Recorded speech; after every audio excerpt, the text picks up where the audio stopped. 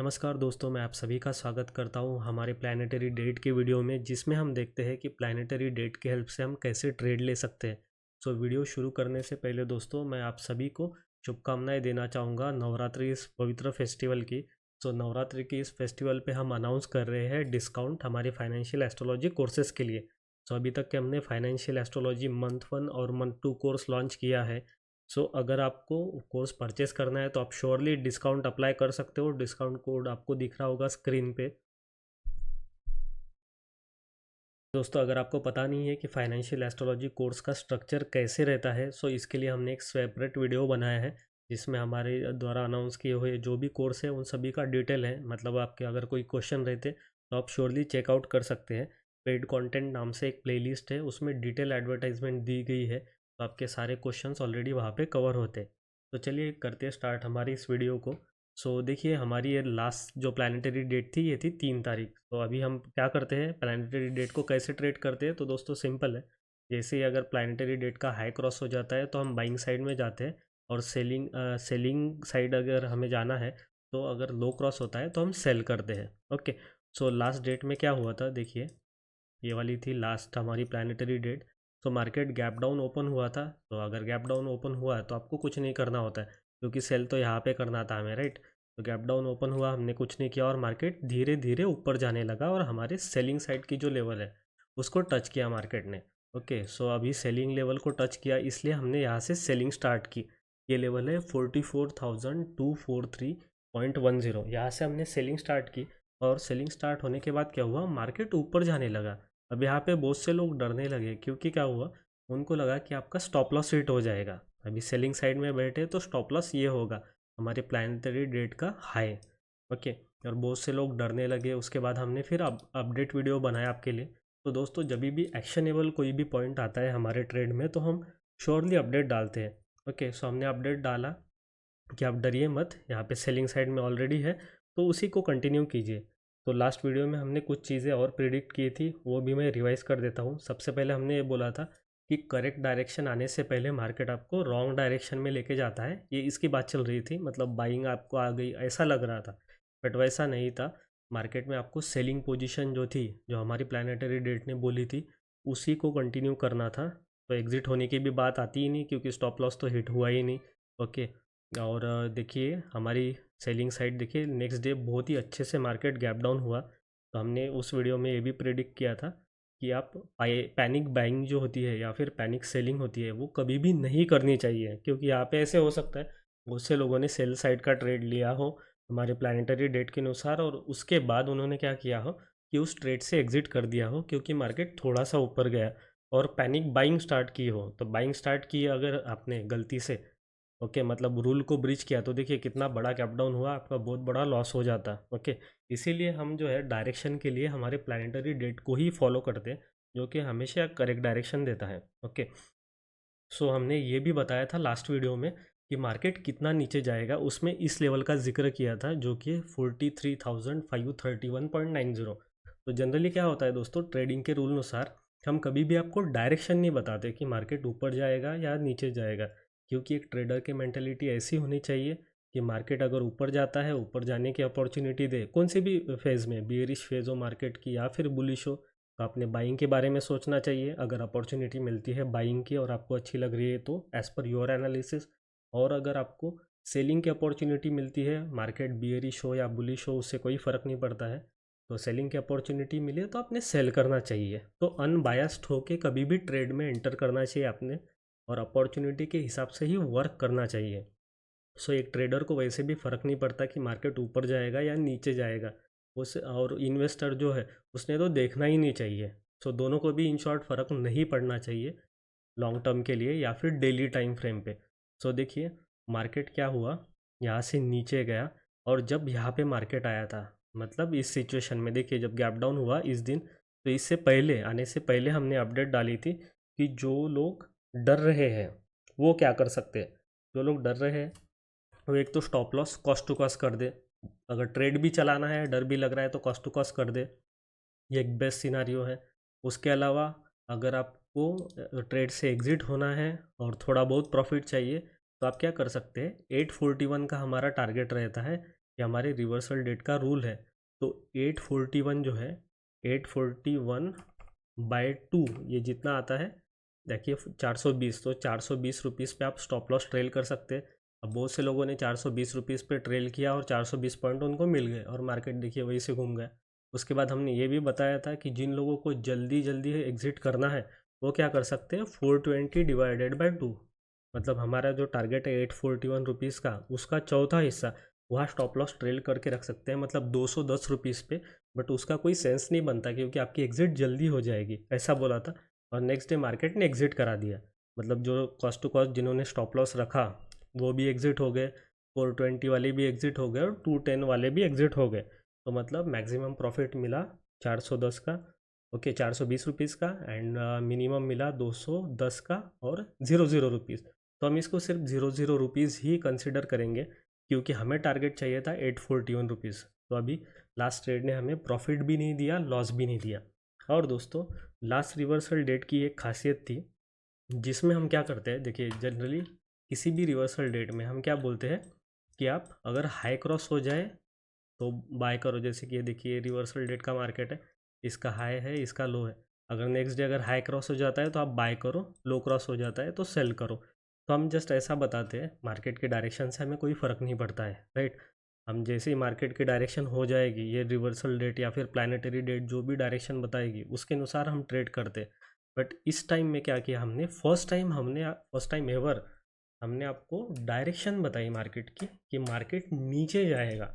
हम मार्केट को नीचे देख रहे हैं और कितना नीचे देख रहे हैं ये भी बता देता हूँ। ये जो लेवल थी 43,531.90, इस लेवल का जिक्र किया था लास्ट प्रिडिक्शन में। अगर आप चाहे तो श्योरली प्रिडिक्शन चेक भी कर सकते हैं, हम कोई भी प्रिडिक्शन डिलीट नहीं करते हैं। ओके, सो प्रिडिक्शन नाम से अलग प्लेलिस्ट है, वहाँ पे आप चेक कर सकते हैं। हम मार्केट को नीचे देख रहे हैं ऐसा हमने बताया था। अभी क्लियरली बताने के बाद भी बहुत से लोगों ने क्या किया, यहाँ पे बाइंग स्टार्ट की, तो फिर भी हमने अपडेट डाली कि कोई भी बाय नहीं करेगा क्योंकि बाइंग बनती ही नहीं है। हमने लास्ट रिवर्सल डेट के जो वीडियो था, अपडेट वीडियो, उसमें भी क्लियरली बताया था कि हम मार्केट को नीचे देख रहे हैं और इतना नीचे। ओके, जबकि मार्केट अभी तक के आया नहीं इस लेवल पे, बट हम सोच रहे हैं कि मार्केट यहाँ पे आएगा। अगर यहाँ पे आएगा ना, उसके बाद में अगर हम बाइंग की सोचेंगे तो हमें बहुत बड़ा ट्रेंड मिलेगा। अब ये लेवल कैसे आई ये भी मैंने बताया था। ये हमारी बहुत पुरानी रिवर्सल डेट थी एक, देखिए ये वाली रिवर्सल डेट थी हमारी 19 मई। इसका हाई एंड लो है, ओके, इसमें कोई ऐसा सीक्रेट नहीं है, ना तो ये सपोर्ट है ना तो रेजिस्टेंस है। ओके, सो ये भी हमने लास्ट वीडियो में कवर किया था और आपको ये भी बोला था कि मार्केट को नीचे जाने दीजिए, इस लेवल को टच करने के बाद मार्केट घूम के ऊपर जाएगा, ऐसा हम एक्सपेक्ट कर रहे हैं। और बाय या सेल हम करेंगे सिर्फ रिवर्सल डेट का हाई या लो क्रॉस हो जाने के बाद ही। ओके, सो ये अपडेट हमने बताई थी और ये बताया था कि नीचे की लेवल को टच करने के बाद मार्केट फिर ऊपर जाएगा और मार्केट बहुत ही जल्दी अपसाइड का ट्रेंड हमें दिखाएगा, ये भी बताया था। लेकिन अभी नहीं, नीचे की लेवल टच करने के बाद ही अपसाइड का ट्रेंड अगर हमें मिलता है तो ही हम अपसाइड का कोई भी ट्रेड लेंगे, नहीं तो नहीं लेंगे। मतलब बाइंग के लिए क्लियरली मना किया था। उसके अलावा हमने ये भी बोला था कि ये जो फॉल है ये इन्वेस्टिंग के लिए बेस्ट होने वाला है। आप लास्ट वीडियो चेक कर सकते हैं, उसमें क्लियरली जिक्र किया गया है इन्वेस्टमेंट के लिए बेस्ट है अपॉर्चुनिटी। और अगर सपोज़ आपने पोर्टफोलियो बनाए नहीं अभी तक के, सो पोर्टफोलियो बनाने का भी एक बेस्ट मौका है, ये भी बताया था। इसके साथ साथ ये भी बताया था कि अगर आप न्यूमरोलॉजी के हेल्प से अगर पोर्टफोलियो बिल्ड करना चाहते हो लॉन्ग टर्म के लिए, तो आप श्योरली हमारा कोर्स ज्वाइन कर सकते हो, न्यूमरोलॉजी कोर्स। कोर्स के बारे में कोई भी क्वेश्चन है तो अगेन पेड कंटेंट नाम से प्लेलिस्ट है, उसमें जाइए, डिटेल में एडवर्टाइजमेंट दी गई है। आपके अगर कोई भी क्वेश्चन रहते हैं तो वहाँ पे आप श्योरली पूछ सकते हो। सो यह रहा डिटेल लास्ट प्रिडिक्शन हमारा। सो लास्ट प्रिडिक्शन में हम क्या करेंगे, अभी इसको प्रॉफिट कंसिडर नहीं करेंगे क्योंकि हमारा cost to cost stop loss hit हो गया है। सो आई होप आपने cost to cost stop loss hit करवा दिया हो या फिर थोड़ा बहुत प्रॉफिट लिया हो। तो अभी हमें देखना है कि हमारी नेक्स्ट रिवर्सल डेट कब की है। तो दोस्तों बताना चाहूँगा 17 तारीख, मतलब आज की ही हमारी एक प्लानिटरी डेट है। सो प्लानिटरी डेट को ट्रेड करने का सिंपल रूल है, प्लानिटरी डेट का अगर हाई क्रॉस हो जाए तो हम बाइंग साइड में बैठते हैं, अगर लो क्रॉस हो जाए तो सेलिंग साइड में बैठते हैं। तो मैं यहाँ पे लिख देता हूँ आपके लिए, 17 अक्टूबर 2023 ये हमारा है प्लानिटरी डेट। ओके, या फिर रिवर्सल डेट, मतलब जहाँ पे मार्केट आता है रुकता है और आपका ट्रेंड कंटिन्यू करता है, या फिर मार्केट रिवर्स हो जाता है। ओके,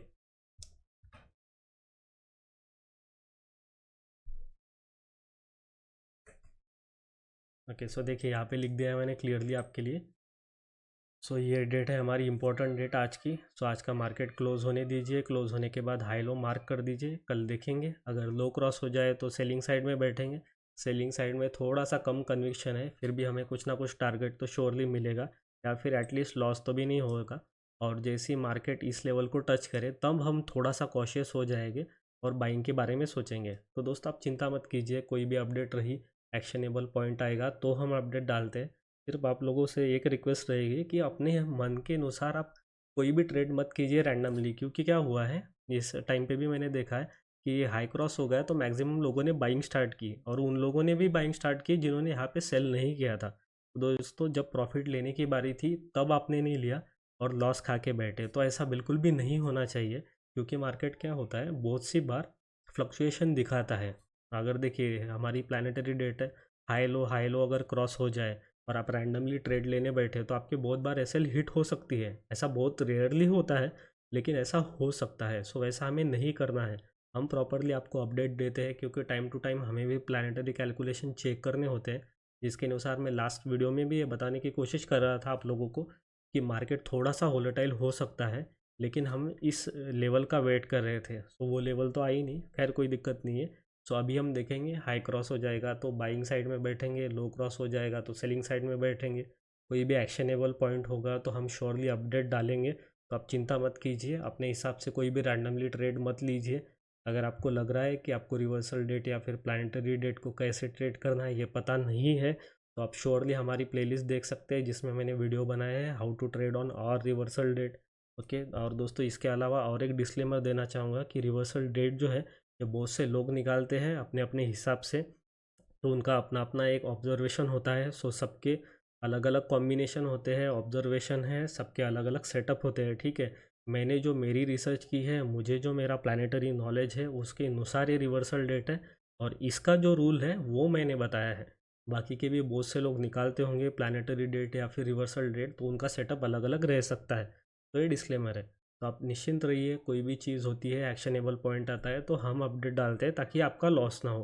तो ये वाली रिवर्सल डेट है, इसने हमें 0 रुपीज़ प्रॉफिट दिया है। सो ऐसा लास्ट एक बार हुआ है जब 0 प्रॉफिट हमें मिला था, और ये प्लानिटरी डेट के बारे में ऐसा हुआ कि 0 प्रॉफिट मिला।